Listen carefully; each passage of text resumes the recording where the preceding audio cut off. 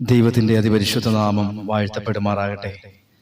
അനുഗ്രഹീതമായ ഈ ദിവസവും പരിശുദ്ധനായ ദൈവത്തിന്റെ സന്നിധിയിലായിരിക്കാൻ സ്വർഗത്തിലെ പരിശുദ്ധൻ നമ്മെ സഹായിക്കുന്നത് ഓർത്ത് ഞാൻ ദൈവത്തിന് നന്ദി പറയുന്നു. കരങ്ങളെ ഉയർത്തി ദൈവത്തെ മഹത്വപ്പെടുത്താം. Hallelujah, hallelujah, hallelujah. ദൈവം നമ്മെ സമൃദ്ധമായി അനുഗ്രഹിക്കട്ടെ. ഈ ദിവസങ്ങൾ നോമ്പ് ആരാധനകളിലൂടെ നാം കടന്നു പോവുകയാണല്ലോ. കഴിഞ്ഞ ദിവസം നാം ചിന്തിച്ചു, കർത്താവ് പിതാവിന്റെ വലതു ഭാഗത്തിരിക്കുന്നതും തന്മേഘ പ്രത്യക്ഷതയിൽ വരുന്നത് കാണുകയും ചെയ്യുമെന്ന് അവിടെ കൂടിയിരുന്ന ന്യായാധിപ സംഘത്തോട് കർത്താവ് പറയുകയാണ്. എന്നാൽ ഇത് കർത്താവിന്റെ രണ്ടാമത്തെ വരവിനെ കുറിച്ചാണ് കർത്താവ് അവിടെ ഒരു പ്രവചനമായി അവിടെ കൂടിയിരുന്ന ആ ന്യായാധിപ സഭയോട് പറയുന്നത്. ഞാൻ എൻ്റെ പിതാവിന്റെ വലതു ഭാഗത്തിരിക്കുന്നതും ഞാൻ മേഘപ്രത്യക്ഷതയിൽ വരുന്നതും നിങ്ങൾ കാണുമെന്ന് പറഞ്ഞത് കർത്താവിന്റെ രണ്ടാമത്തെ വരവിനെ കുറിച്ചാണ്. കർത്താവ് ഒരിക്കൽ വന്നു, നമുക്കറിയാം.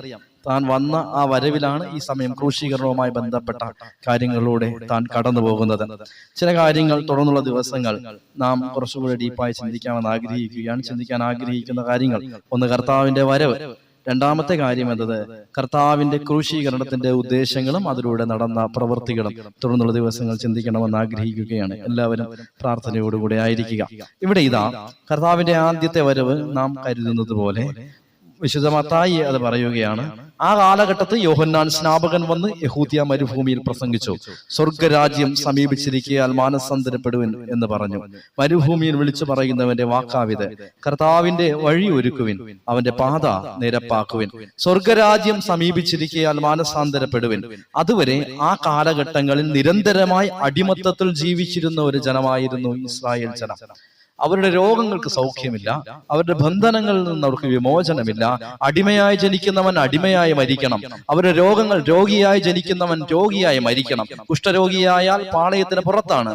എന്ത് രോഗം വന്നാലും അത് വൈദ്യന് കഴിഞ്ഞില്ല എങ്കിൽ തഴയപ്പെടും, അവൻ രോഗിയായി മരിക്കണം. അപ്പോൾ തങ്ങളുടെ വിധികളിൽ തങ്ങളെ തന്നെ സാക്രിഫൈസ് ചെയ്യേണ്ടി വരുന്ന ഒരവസ്ഥ, തങ്ങളെ തന്നെ ഏൽപ്പിച്ചു കൊടുക്കേണ്ടി വരുന്ന ഒരു ദുരന്തകരമായ അനുഭവം ആ കാലഘട്ടത്തിലെ ജനങ്ങൾക്ക് ഉണ്ടായിരുന്നു. ഇതെന്റെ വിധി ഇങ്ങനെ തന്നെ ഇരിക്കട്ടെ എന്ന് കരുതി ജീവിതത്തെ ഏൽപ്പിച്ചു കൊടുക്കുമ്പോൾ അവരുടെ വിധിയുടെ അനുഭവങ്ങളെ കീറിമുറിച്ചുകൊണ്ട്, നീ കുരുടനായിരിക്കേണ്ട, നിന്റെ കണ്ണുകൾക്ക് ഞാൻ കാഴ്ച തരാം. നീ മുടന്തനായി നടക്കണ്ട, നിന്റെ കാലുകൾക്ക് ഞാൻ ബലം തരാം. നിന്റെ ചെകിടനായി പോകണ്ട, നിന്റെ ചെവികളെ ഞാൻ കേൾപ്പിക്കാം. നീ കുഷ്ഠരോഗിയായി പാളയത്തിന് പുറത്ത് പഴുത്തും പുഴുത്തും നിന്റെ ജീവിതത്തെ അവസാനിപ്പിക്കേണ്ട, ഞാൻ നിന്റെ കുഷ്ഠരോഗത്തെ മാറ്റിത്തരാമെന്ന് വാഗ്ദാനം ചെയ്ത് തീർന്നില്ല. നീ നിന്റെ പാപത്തിൽ ഒരടിമയെ പോലെ നിന്റെ ജീവിതത്തെ തീർത്തു കളയണ്ട. നീ പ്രതീക്ഷിക്കുന്നതിനും അപ്പുറത്ത് നീ ഇന്ന് നിന്റെ ജീവിതം ഇങ്ങനെ അവസാനിക്കുമെന്ന് കാണുന്നു എങ്കിൽ അങ്ങനെയല്ല. നിന്റെ ജീവിതത്തെ ശ്രേഷ്ഠമാക്കി മാറ്റി ഒരു ഉടമയാക്കി, ജീവനുള്ള ദൈവത്തിന്റെ മകനാക്കി, മകളാക്കി നിന്നെ ഞാൻ സ്വതന്ത്രയാക്കുവാൻ പോകുന്നു എന്ന ദൈവരാജ്യത്തിന്റെ ഒരു മിനിയേച്ചർ വെർഷനുമായിട്ടാണ് ആര് താഴേക്ക് വന്നത്? നമ്മുടെ കർത്താവ് വന്നത്. ദൈവരാജ്യത്തിന്റെ ഒരു കൊച്ചു വെർഷനുമായിട്ടാണ് കർത്താവ് താഴേക്ക് വന്നത്. നമ്മുടെ കർത്താവ് താഴേക്ക് ഭൂമിയിലേക്ക് വരുന്നതിന് മുൻപായി യോഹന്നാൻ സ്നാപകൻ മരുഭൂമി ഇങ്ങനെ വിളിച്ചു പറഞ്ഞു. മരുഭൂമിയിൽ വിളിച്ചു പറയുന്നവന്റെ വാക്കാവിത്, കർത്താവിന്റെ വഴി ഒരുക്കുവൻ. ഇത് മത്തായി സുവിശേഷത്തിൽ യോഹന്നാൻ പറഞ്ഞതിന് ശേഷം മത്തായി എഴുതിയത് മാത്രമല്ല, വിശുദ്ധ യെശയ്യാ പ്രവാചകന്റെ പുസ്തകം 40-ാം അധ്യായം അതിന്റെ 3-ാം വാക്യം ഇപ്രകാരം പറയുന്നു, കേട്ടോ, ഒരുത്തൻ മരുഭൂമിയിൽ വിളിച്ചു പറയുന്നത്, മരുഭൂമിയിൽ യഹോവയ്ക്ക് വഴി ഒരുക്കുവൻ. എന്നാൽ ഈ മത്തായിയിൽ യോഹന്നാൻ ഇത് ചെയ്ത ശേഷമാണ് മത്തായി എഴുതിയത്. എന്നാൽ യെശയ്യാ പ്രവാചകൻ കാലങ്ങൾക്ക് മുൻപേ മരുഭൂമിയിൽ ഒരുത്തൻ വിളിച്ചു പറയുമെന്നും അവൻ വിളിച്ചു പറയുന്നത് യഹോവയ്ക്ക്, കർത്താവിന് വഴിയൊരുക്കുവിൻ എന്ന് ആകുന്നു എന്നും യെശയ്യാ പ്രവാചകൻ 40-ാം അധ്യായം അതിന്റെ 3-ാം വാക്യത്തിൽ കാലങ്ങൾക്ക് മുൻപേ രേഖപ്പെടുത്തി കടന്നുപോയി. ഇവിടെ യോഹന്നാൻ സ്നാപകൻ വിളിച്ചു പറഞ്ഞ ഒന്നാമത്തെ കാര്യം എന്നത് കർത്താവിന്റെ വഴി ഒരുക്കുവിൻ, അവന്റെ പാത നിരപ്പാക്കുവിൻ. ഒന്നാമത്തെ ക്രിസ്തുവിന്റെ വരവിന് മുൻപേ അവന് വഴി ഒരുക്കിയത് യോഹന്നാൻ സ്നാപകനാണ് എങ്കിൽ, രണ്ടാമത്തെ ക്രിസ്തുവിന്റെ വരവിന് മുൻപേ ക്രിസ്തുവിന് വേണ്ടി വഴി ഒരുക്കേണ്ട ഓരോ യോഹന്നാൻ സ്നാപകന്മാരാണ് ഞാനും നിങ്ങളും എന്ന സത്യം മറന്നു പോകരുത്. ഒന്നാമത്തെ ക്രിസ്തു വരവിന് മുൻപേ, ഒരിക്കൽ കൂടി ആവർത്തിക്കാം, ഒന്നാമത്തെ ക്രിസ്തു വരവിന് മുൻപേ നിങ്ങളത് മനസ്സിലാക്കുക. ആ കാലഘട്ടത്തിലേക്ക് ഒരു ഭരണാധികാരി, ഒരു രാജാവ് വരുന്നതിന് മുൻപേ ഇന്നൊക്കെ സംഭവിക്കുന്നത് പോലെ തന്നെ ആ കാലഘട്ടത്തിൽ വഴിയോരങ്ങൾ വൃത്തിയാക്കുന്ന ഒരു ചടങ്ങുണ്ടായിരുന്നു. നമുക്കറിയാം, പൂവത്തൂരിലെ റോഡ് ഓട പിടിച്ച് കുണ്ടും കുഴിയും ഒക്കെ നിറഞ്ഞു കിടന്നാലും മുഖ്യമന്ത്രി വരുന്നെന്ന് പറഞ്ഞാൽ ഇല്ലേ, അടുത്ത കാലത്ത് നമ്മൾ കണ്ടതാണ്. അല്ലെങ്കിൽ പ്രധാനമന്ത്രി വരുന്നെന്ന് പറഞ്ഞു കണ്ടാൽ ആ റോഡ് എത്ര കുണ്ടും കുഴിയും നിറഞ്ഞ റോഡാണെങ്കിലും മന്ത്രിയുടെ വരവിന് മുൻപ് ആ റോഡിനെ എന്ത് ചെയ്യും? വൃത്തിയാക്കും. അതിനെ നിരപ്പുള്ളതാക്കി മാറ്റും, മനോഹരമാക്കി മാറ്റും. വേണമെങ്കിൽ കുറച്ച് ചെടിയൊക്കെ കൊണ്ടുവച്ച് അതിന്റെ വീഥികളെ അലങ്കരിക്കുക കൂടെ ചെയ്യും. അതുപോലെയാണ് നമ്മൾ രാജാതിരാജാവാകുന്ന കർത്താവായി യേശു ക്രിസ്തുവിന്റെ വരവിന് മുൻപേ വിശുദ്ധ ജനത്തെ ഒരുക്കുവാൻ വേണ്ടി യോഹന്നാൻ സ്നാപകൻ ഭൂമിയിലേക്ക് കടന്നു വരികയും അവൻ മരുഭൂമിയിൽ നിന്ന് അവൻ വിളിച്ചു പറഞ്ഞു, കർത്താവിന്റെ വഴി ഒരുക്കുവിൻ. പ്രിയപ്പെട്ടവരെ, നാമം ഈ മരുഭൂമിയുടെ ഊഷരതയിലായിരിക്കുമ്പോൾ, ദൈവത്തെ അറിഞ്ഞിട്ടും അറിയാത്തവരെ പോലെ ജീവിക്കുന്ന ഒരു സമൂഹത്തിൽ നാം ജീവിക്കുമ്പോൾ കർത്താവ് പറയുകയാണ്, അവർക്ക് എല്ലാം ഉണ്ടെങ്കിലും അവർ ഒന്നുമില്ലാത്തവരെ പോലെയാണ്. അവരുടെ ജീവിതത്തിൽ എല്ലാ അനുഗ്രഹങ്ങളും ഞാൻ കൊടുത്തിട്ടും അവർ ആ അനുഗ്രഹങ്ങളെ അറിയാത്തവരാണ്. അവരുടെ ജീവിതത്തിൽ ദൈവമുണ്ടായിട്ടും അവരുടെ പ്രവൃത്തി ദൈവം ഇല്ലാത്ത പ്രവൃത്തി പോലെയാണ്. അവരുടെ ആരാധനകൾ ദൈവ സാന്നിധ്യം ഉണ്ടായിരുന്നിട്ടും മറ്റുള്ളവർക്ക് അവരുടെ ആരാധനകൾ ദൈവ സാന്നിധ്യത്തെ കണ്ടെത്താൻ കഴിയുന്നില്ല. ഈ മരുഭൂമിയുടെ അനുഭവത്തിൽ, ഈ പച്ചപ്പില്ലാത്ത അനുഭവത്തിൽ, ഈ ഇരുൾ വീണ്ട അനുഭവത്തിൽ, ഈ നീരില്ലാത്ത അനുഭവത്തിൽ, ഇവിടെ ഒരു സസ്യത്തിന് പോലും ഇനി മുളയ്ക്കാൻ കഴിയുകയില്ല. ഒരു വിശ്വാസി പോലും ഇനി പുതുതായി ഉയർത്തെഴുന്നേൽക്കാൻ ഒരു സാധ്യത കാണാത്ത ഇടത്ത് കർത്താവിന്റെ വചനം നമ്മോട് പറയുക. മനസ്സിലായോ? നമ്മളെ കണ്ടിട്ടൊരു പുതിയ വിശ്വാസി പോലും ഈ മണ്ണിൽ ഇനി പുതുതായിട്ട് മുളയ്ക്കാത്ത ഇടത്ത്. പണ്ട് മനസ്സിലായില്ലേ, പണ്ടുള്ള കാലത്തൊക്കെ ഒരു ക്രിസ്ത്യാനിയെ കണ്ട, ഒരു ക്രിസ്ത്യാനിയുടെ ജീവിതത്തെ കണ്ടാല് അത് മാതൃകയാക്കി അനേകം പേർ ഓടി വരും. അങ്ങനെ ഓടി വന്നതിന്റെ ഫലമാ ഇന്ന് ഇത്രയും ജനം ദൈവത്തെ വിശ്വസിക്കുകയും ആരാധിക്കുകയൊക്കെ ചെയ്യുന്നത്. എന്നാൽ നമ്മളെ കണ്ടിട്ട് ആരെങ്കിലും വരുന്നുണ്ടോ? നമ്മൾ നിൽക്കുന്ന ഈ മണ്ണിൽ ഏതെങ്കിലും പുതിയ ദൈവസ്നേഹത്തിന്റെ വിത്തുകൾ മുളയ്ക്കുന്നുണ്ടോ? നമ്മൾ ഈ മുകളിൽ ഗ്രാമഫോണൊക്കെ വെച്ച് കെട്ടി സംസാരിച്ചിട്ട് ഇത് കേട്ടിട്ട് ആർക്കെങ്കിലും ഒക്കെ മാറ്റമുണ്ടോ? അങ്ങനെ ഒന്നും മുളയ്ക്കാത്ത ഈ മരുഭൂമിയുടെ അനുഭവത്തിൽ ഇവിടെ നിന്നുകൊണ്ട് ഈ വചനം നമ്മോട് പറയുകയാണ്, കർത്താവിന്റെ വഴി ഒരുക്കുവിൻ, അവന്റെ പാത നിരപ്പാക്കുവിൻ. അവനിതാ മേഘ പ്രത്യക്ഷതയിൽ വേഗമായി വരികയാണ്. എന്താണ് കർത്താവിന്റെ വഴി?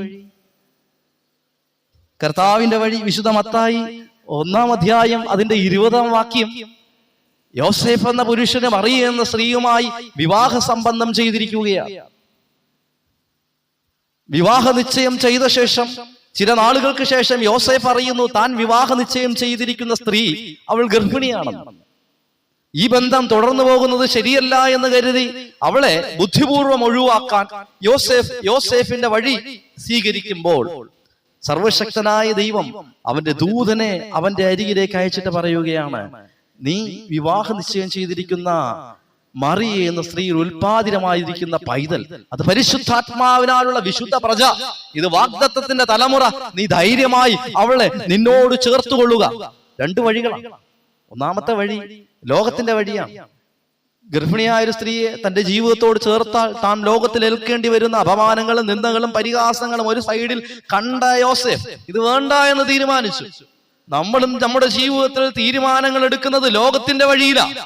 ഞാൻ ഇങ്ങനെ പ്രവർത്തിച്ചാൽ, ഞാൻ ഇങ്ങനെ ചെയ്താൽ, ഞാൻ ഇങ്ങനെ സംസാരിച്ചാൽ അത് പൊതുസമൂഹം എങ്ങനെ എടുക്കും? ആ പൊതുസമൂഹത്തിൽ അതിനുള്ള സ്വീകാര്യത എന്തായിരിക്കും? എനിക്ക് കിട്ടുന്ന ലാഭം എന്തായിരിക്കും? എനിക്ക് അതുകൊണ്ട് എത്രമാത്രം നേട്ടമുണ്ടാകും? ഇതൊക്കെ ചിന്തിച്ചിട്ടാണ് നാം പലപ്പോഴും പ്രവർത്തിക്കുകയും ചിന്തിക്കുകയും സംസാരിക്കുകയും ചെയ്യുന്നത്. നമുക്ക് ലാഭമാ വലുത്. നമ്മുടെ എല്ലാ പ്രവർത്തികളിലും നമ്മൾ ലാഭം നോക്കുന്നവരാ, അല്ലേ? കർത്താവിന്റെ കാര്യം ഒഴികെ ബാക്കി എല്ലാ കാര്യത്തിലും നമ്മൾ ലാഭം നോക്കിയിട്ട് ആ ജീവിതത്തെ മുൻപോട്ട് കൊണ്ടുപോകുന്നത്. അങ്ങനെ യോസേഫും ഈ ലോകത്തിന്റെ വഴി ലാഭത്തിന്റെ വഴിയാ, സ്വാർത്ഥതയുടെ വഴിയാ, ജഡത്തിന്റെ വഴിയാ. അവൻ ആ വഴി സ്വീകരിച്ചിട്ട് അവൻ അവളെ ഒഴിവാക്കാൻ നോക്കുമ്പോൾ ദൈവദൂതൻ അവനോട് പറയുകയാണ്, നീ അവളെ ചേർത്തുകൊള്ളുക, ഇത് നിമിത്തം നിനക്ക് അനുഗ്രഹമേ ഉണ്ടാവുകയുള്ളൂ. ഒരുപക്ഷെ യോസേഫ് എന്ന മനുഷ്യൻ ആ കാലഘട്ടത്തിൽ മറിയ എന്ന സ്ത്രീ തനിക്ക് ലോക അപവാദം സൃഷ്ടിക്കുമെന്നും അവളിലൂടെ താൻ അപമാനിതനാകുമെന്നും കരുതി ആ സ്ത്രീയെ ഉപേക്ഷിച്ചിരുന്നു എങ്കിൽ യോസേഫ് എന്ന പേർ ആ കാലഘട്ടത്തിൽ മാത്രം കേട്ട് അസ്തമിച്ചു പോകുമായിരുന്നു. പിന്നെ ഒരു തലമുറയും യോസേഫ് എന്ന പേർ പറയുകയില്ലായിരുന്നു. കാലഘട്ടങ്ങൾക്ക് ഇപ്പുറത്ത് സർവശക്തനായ ദൈവത്തിന്റെ പുത്രന്റെ അപ്പനെന്ന പേർ കേൾക്കാൻ യോസേഫിനെ പ്രാപ്തമാക്കിയത് പ്രിയമുള്ളവരെ, മറിയ എന്ന ഗർഭിണിയായ സ്ത്രീയെ സ്വീകരിപ്പാൻ തക്കവണ്ണം ദൈവത്വത്തിന്റെ വാഗ്ദത്വവും വഴിയും അവൻ സ്വീകരിച്ചത് കൊണ്ടാണ്. മനസ്സിലായോ? ലോകം അപമാനമെന്ന് കരുതി ദൈവ വിളിക്ക് യോഗ്യമാവണ്ണം അവൻ സ്വീകരിച്ചത് കൊണ്ട് ഇന്നും ലോകമുള്ള ഇടത്തോളം കാലം വിശുദ്ധ വേദ പുസ്തകം അറിയപ്പെടുന്ന ഒരു പുരുഷനായി, വിശുദ്ധനായി, അനുഗ്രഹീതനായി യോസേഫ് മാറി. പ്രിയമുള്ളവരെ, ഈ വചനം നമ്മോട് പറയുകയാണ്, നിങ്ങൾ നിങ്ങളുടെ വഴി തിരഞ്ഞെടുക്കുമെങ്കിൽ ഒരുപക്ഷെ നിങ്ങൾ ഈ 2025-ലോ 2030-ലോ 2040-ലോ ജീവിച്ചിരുന്നൊരു വെറും കടലാസ് മാത്രമായി മാറും. ഈ കാലഘട്ടം കഴിയുമ്പോൾ നിങ്ങളെ ആരും ഓർക്കുകയില്ല. ഈ കാലഘട്ടത്തിനും അപ്പുറത്ത് നിങ്ങളെ കൊണ്ട് ആർക്കും ഒരു പ്രയോജനവും ഉണ്ടാകുകയില്ല. നിങ്ങൾ ജീവിച്ചിരിക്കുന്ന നാളിൽ നിങ്ങളെ കൊണ്ട് നിങ്ങൾക്ക് മാത്രമേ പ്രയോജനം ഉണ്ടാകൂ, മറ്റുള്ളവർക്ക് ഒരു പ്രയോജനം ഉണ്ടാവുകയില്ല. ഈ പശുവിനെയും പന്നിയും പോലെ പണ്ട് പറഞ്ഞിട്ടില്ലേ, ഒരിക്കൽ പന്നിക്ക് പരാതി. പന്നി പറഞ്ഞു, എന്തടാ എന്നെ ഈ വേസ്റ്റ് കുഴിയൊക്കെ കൊണ്ട് കളഞ്ഞിരിക്കുക, പശു നിന്നെ ഇങ്ങനെ സുന്ദരമായ സ്ഥലത്തൊക്കെ ഇട്ട് നല്ല പച്ചപ്പുല്ലും നല്ല കാടിയുള്ളതൊക്കെ തന്നെ, എനിക്കാണ് ഈ പുളിച്ചതും പുഴുത്തതും ഒക്കെ തരുന്നത്, എന്തുകൊണ്ടാ അങ്ങനെ? പശു പന്നിയെ അടുത്ത് വിളിച്ചിട്ട് ചുമര് തട്ടിയിട്ട് പറഞ്ഞു, എടാ മോനെ, ഞാനുണ്ടല്ലോ ജീവിച്ചിരിക്കുമ്പോഴേ പ്രയോജനമുള്ളവരാണ്. ഞാൻ ജീവിച്ചിരിക്കുമ്പോഴും പ്രയോജനമുണ്ട്, ഞാൻ മരിച്ചാലും പ്രയോജനമുണ്ട്. ഞാൻ ജീവിച്ചിരിക്കുമ്പോൾ അവർക്ക് പാല് കൊടുക്കും, ചാണകം കൊടുക്കും, അല്ലേ? മരിച്ചാൽ ഞാൻ എന്റെ മാംസം അവർക്ക് കൊടുക്കും. പക്ഷെ നീ ഉണ്ടല്ലോ, നീ മരിച്ചാൽ മാത്രമേ പ്രയോജനമുള്ളൂ. ചില മനുഷ്യരെ പറ്റി ലോകം പറയുന്നത് അങ്ങനെയാ, അവനൊന്ന് ചത്താലേ സ്വസ്ഥത കിട്ടുമെന്ന. പ്രിയമുള്ളവരെ, എന്നെയും നിങ്ങളെയും പറ്റി അങ്ങനെ ആരെങ്കിലും പറയുന്നുണ്ടോ എന്ന് ഒന്ന് സ്വയം വിചിന്തനം ചെയ്യണം. സ്വന്തം ആംഗിളിൽ ജീവിക്കാനല്ല, എന്റെ പ്രവർത്തികൾ കൊണ്ട്, എന്റെ ഇഷ്ടങ്ങൾ കൊണ്ട്, എന്റെ ജീവിത സാഹചര്യങ്ങൾ കൊണ്ട്, എന്റെ നടപ്പ് കൊണ്ട് ഞാൻ മറ്റുള്ളവന് വേദന വരുത്തുകയും മറ്റുള്ളവനൊരു ബാധ്യതയായി തീരുകയും ഞാനൊന്നൊടുങ്ങിയാലേ മറ്റുള്ളവർക്ക് സ്വസ്ഥത കിട്ടുകയുള്ളൂ എന്ന അവസ്ഥയിലാണോ ഞാൻ ജീവിക്കുന്നത്? അതോ ഞാൻ ജീവിക്കുമ്പോഴും ഞാൻ മരിക്കുമ്പോഴും പ്രയോജനമുള്ളവനാണോ? വചനം നമ്മോട് ചോദിക്കുകയാണ്. പ്രിയമുള്ളവരെ, കർത്താവിന്റെ വഴി തിരഞ്ഞെടുക്കുന്നവൾ അവൻ ജീവിക്കുമ്പോഴും മരിക്കുമ്പോഴും പ്രയോജനമുള്ളവനായിരിക്കും. അവൻ ജീവിക്കുന്ന കാലത്തും മരിക്കുന്ന കാലത്തും അവന്റെ പേർ ഉയർത്തപ്പെടും. അവൻ ജീവിക്കുന്ന കാലത്തും മരിക്കുന്ന കാലത്തും അവന്റെ പ്രവർത്തികൾ തലമുറകൾക്ക് മാതൃകയായിരിക്കും. അതുകൊണ്ട് ആ മരണാനന്ത ശുശ്രൂഷ ഒരു വാക്കിങ്ങനെ പറയും, എന്നാൽ ചിലരോ കരുണാപാത്രങ്ങളായിരുന്നു, അവരുടെ നീതി പ്രവർത്തികൾ വിസ്മരിക്കപ്പെടുകയില്ല. എന്നാൽ ചിലരോ ജീവിച്ചിരുന്നു എന്ന് പോലും അറിയിക്കാതെ തന്നെ മരിച്ചുപോയി. എന്ന് പറഞ്ഞാൽ അവർക്ക് വേണ്ടി ജീവിച്ചു, വേറെ ആരുമായിട്ടൊരു ബന്ധമില്ലായിരുന്നു. മനസ്സിലായല്ലേ? അപ്പോ ഇവിടെ കർത്താവിന്റെ വഴി എന്ന് പറയുന്നത് കരുണയുടെ വഴിയാ. മറ്റുള്ളവർക്ക് കൂടെ പ്രയോജനം, വരുന്ന തലമുറകൾക്ക് ഇനിയും കാലങ്ങളോളം പ്രയോജനമുള്ളൊരു വഴി. അത് നമ്മുടെ വഴികളല്ല. നമ്മളെപ്പോ ചൂസ് ചെയ്താലും ഈ ശരീരത്തിന് സുഖമുള്ള വഴികളെ നമ്മൾ ചൂസ് ചെയ്യുകയുള്ളൂ. തീർന്നില്ല, യോസേഫ് അത് സ്വീകരിച്ചത് കൊണ്ട് അവൻ വരും കാലങ്ങളിലും അവൻ അനുഗ്രഹിക്കപ്പെട്ടവനായി മാറി. രണ്ടാമത്തെ കർത്താവിന്റെ വഴി മറ്റൊരു മനുഷ്യനിലൂടെ കാണിച്ചു തന്നിട്ട് 2 മിനിറ്റ് കൊണ്ട് അവസാനിപ്പിക്കാം നമുക്ക്. ബാക്കി അടുത്ത ദിവസം. പുറപ്പാട് പുസ്തകം 3-ാം അധ്യായം അതിന്റെ 14-ഉം 15-ഉം വാക്യം. മോശയോട് യഹോവയായ ദൈവം പറയുന്നു, ഞാനാകുന്നു എന്നുള്ളവൻ എന്നെ നിങ്ങളുടെ അടുക്കലേക്ക് അയച്ചിരിക്കുന്നു. വിക്കനായവൻ, തടിച്ച നാവുള്ളവൻ, ഇസ്രായേൽ ജനവുമായി യാതൊരു ബന്ധവുമില്ലാതെ ആ രാജ്യത്തിലെ മിസ്രയീമിലെ രാജാവിന്റെ കൊട്ടാരത്തിൽ വളർന്നവൻ. ഈ ജനത്തോടൊന്നും ഒരു ബന്ധമില്ല, കൊലപാതകിയാ. ജനമൊക്കെ കാണുന്നവനെ വെറുപ്പോടുകൂടിയാ. അങ്ങനെ ഒരുത്തൻ കൊലപാതകനായി നാട് വിട്ട് പലായനം ചെയ്ത് തന്റെ അമ്മായിയപ്പന്റെ ആടുകളെ കാട്ടിൽ മേയ്ക്കുമ്പോൾ ദൈവം വിളിച്ചിട്ട് പറയുകയാ, നീ എന്റെ ജനത്തെ വീണ്ടെടുത്ത് മടക്കി കൊണ്ടുവരണം. മടക്കി കൊണ്ടുവരണം. അപ്പൊ മോശ പറഞ്ഞു, നോക്ക്, എന്റെ നാക്കിന് എന്തില്ല, കട്ടിയില്ല, നന്നായിട്ട് എന്റെ നാവ് തടിച്ചതാ, എന്റെ നാവ് കൊണ്ട് എനിക്ക് അവനോട് സംസാരിപ്പാനുള്ള യോഗ്യതയില്ല, ഇനി ആ ജനത്തിനിടയ്ക്ക് എനിക്ക് വലിയ ബന്ധവും ഇല്ല. എന്നെ കൊണ്ട് ഇതിനൊന്നും പറ്റൂല ദൈവമേ, എന്നെ കൊണ്ട് ഇതിന് പറ്റൂല. മോശയുടെ വഴി എന്തായിരുന്നു? അമ്മായിയപ്പനായ ഇത്രോയുടെ ആടുകളെ മേച്ച് ആടുകൾ പ്രസവിച്ച് പെരുകുമ്പോ ആ ആടുകളെ കൊണ്ട് എന്ത് ചെയ്യാം? സമ്പന്നനായിട്ട് ഭാര്യയും മക്കളെയൊക്കെ നോക്കി ജീവിക്കുക എന്നതായിരുന്നു മോശയുടെ വഴി. അവൻ ഒരുപാട് തവണ കർത്താവിനോട് ഒഴിവ് പറഞ്ഞു, ഞാൻ ഈ ആടൊക്കെ മേച്ച് ഇങ്ങനെ ജീവിച്ചോളാം. പ്രിയ ദൈവജനമേ, നിന്നെ ആടുകളെ മേയ്ക്കാൻ, അങ്ങനെ സ്വന്തം കാര്യങ്ങൾക്ക് വേണ്ടി ആട് മേയ്ക്കാനല്ല ദൈവം വിളിച്ചത്. സ്വന്തം വീട്ടിനകത്ത് മാത്രം ഒതുങ്ങാനല്ല ദൈവം വിളിച്ചത്. പൂവത്തൂരിനകത്ത് മാത്രം ഒതുങ്ങാനല്ല ദൈവം വിളിച്ചത്. ദേശാന്തരങ്ങളിൽ ജീവിക്കുന്ന കർത്താവിനെ പറയാനാണ് ഈ സത്യ വെളിച്ചത്തെ തന്ന് കർത്താവ് എന്നെയും നിങ്ങളെയും ജീവിപ്പിക്കുന്ന ജീവനുള്ള ദൈവത്തിന്റെ മക്കളാക്കി നിർത്തിയിരിക്കുന്നത്. മനസ്സിലായോ? മോശയെ വിട്ടില്ല ദൈവം, ആ പിടി പിടിച്ചു. ബാ, നീ എന്റെ വഴിയെ നടക്കേണ്ടവനാ. ശക്തനും പ്രബലനുമായ മിസ്രൈമിലെ രാജാവിന്റെ കയ്യിൽ നിന്ന് എന്റെ ജനത്തെ വീണ്ടെടുത്ത് മരുഭൂമിയിൽ മന്നയും കാടപ്പക്ഷിയും എന്റെ ജനത്തിന് കൊടുത്ത് ചെങ്കടലിനെ രണ്ടായി പിളർന്ന് നിന്റെ കയ്യിലിരിക്കുന്ന വടി തരത്തി വീഴുമ്പോൾ സർപ്പമായി മാറി നിന്നിലൂടെ 10 ബാധകൾ നിനക്ക് ശത്രുവായി നിൽക്കുന്നവന്റെ മേൽ പ്രവഹിച്ച് അങ്ങനെ അനേകം അത്ഭുതങ്ങൾ കാണിക്കാം. തീർന്നില്ല, നിനക്ക് ഞാൻ ന്യായപ്രമാണം തരും, എങ്ങനെ ജീവിക്കണമെന്ന് നിന്നിലൂടെ ഈ ജനത്തെ ഞാൻ പഠിപ്പിക്കും. അങ്ങനെ അനേക വാഗ്ദത്തങ്ങൾ ദൈവത്തിന്റെ വിളിയിൽ മോശയ്ക്കുണ്ടായിരുന്നു. ആടുകൾ മേയ്ക്കലല്ലായിരുന്നു, അമ്മായിയപ്പന് പൈസ ഉണ്ടാക്കി കൊടുക്കലല്ലായിരുന്നു. അമ്മായിയപ്പൻ പോലും ഈ മരുമകനെ വണങ്ങുന്ന തരത്തിൽ അവനെ ഉയർത്തിയത് ദൈവത്തിന്റെ വഴിയാ. അല്ലെങ്കിൽ ചില ആണുങ്ങളെ പോലെ അവൻ അമ്മായിയപ്പന്റെ വീട്ടിലെ ചട്ടി തട്ടുന്നവനായിരിക്കുമായിരുന്നു. അങ്ങനെ ജീവിക്കാൻ അവൻ ഇഷ്ടപ്പെട്ടത്. അമ്മായിയപ്പന്റെ വീട്ടിൽ ഒരടിമയെ പോലെ ജീവിക്കാനാ മോശ ആഗ്രഹിച്ചിരുന്നത്. പക്ഷെ ദൈവം അവൻ അവിടെ നിന്ന് ഉയർത്തി ഒരു രാജാവിനേക്കാൾ വലിയ പദവി അവന് കൊടുത്തത്. അവൻ പറയുമ്പോൾ ഈ 3 ലക്ഷത്തിലധികം വരുന്ന ജനം അവന്റെ പുറകെ പോകും. അവൻ എന്ത് പറഞ്ഞാലും അതനുസരിക്കും. ഞാനത് അവസാനിപ്പിക്കട്ടെ, ബാക്കി നമുക്ക് അടുത്ത ദിവസം ചിന്തിക്കാം. ഒരു വലിയ ടോപ്പിക്കാ. അപ്പോൾ ഒന്നാമത് ഇവിടെ എന്താ പറഞ്ഞത്? കർത്താവിന്റെ വഴി ഒരുക്കുവിൻ. നമ്മളെക്കുറിച്ച് കർത്താവിനൊരു വഴിയുണ്ട്, നമ്മളെക്കുറിച്ച് കർത്താവിനൊരു പദ്ധതിയുണ്ട്. ആ പദ്ധതി എന്തെന്ന് നമ്മൾ ഈ കാലഘട്ടത്തിൽ തിരിച്ചറിയണം. മോശയുടെ പദ്ധതി ഇസ്രായേൽ ജനത്തെ നയിക്കുകയായിരുന്നു. യോസേഫിന്റെ പദ്ധതി ലോകം അപവാദം വരുത്തിയവളായ, സമൂഹം നിന്ദിക്കപ്പെട്ടവളായ മറിയെ സ്വീകരിക്കലായിരുന്നു. ഒരുപക്ഷെ നമ്മുടെ ജീവിതത്തിൽ ദൈവത്തിന്റെ പദ്ധതി ചില അപമാനങ്ങൾ ഏറ്റെടുക്കുകയായിരിക്കും, ചില നിന്ദകളിലൂടെ കടന്നു പോവുകയായിരിക്കും. ചിലപ്പോൾ ദേശങ്ങളിൽ പോയി കർത്താവിന് വേണ്ടി നിൽക്കുകയായിരിക്കും, ചിലപ്പോൾ കർത്താവിന് വേണ്ടി അടികൊള്ളുകയായിരിക്കും, ചിലപ്പോ കർത്താവിന് വേണ്ടി നുറുക്കപ്പെടുകയായിരിക്കാം. എന്ത് തന്നെയായാലും പ്രിയമുള്ളവരെ, അത് ഏറ്റെടുക്കാൻ നമുക്ക് കഴിയണം. എന്നെ ഭയങ്കരമായി ചിന്തിപ്പിച്ച ഒരു കാര്യം കൂടെ പറയട്ടെ.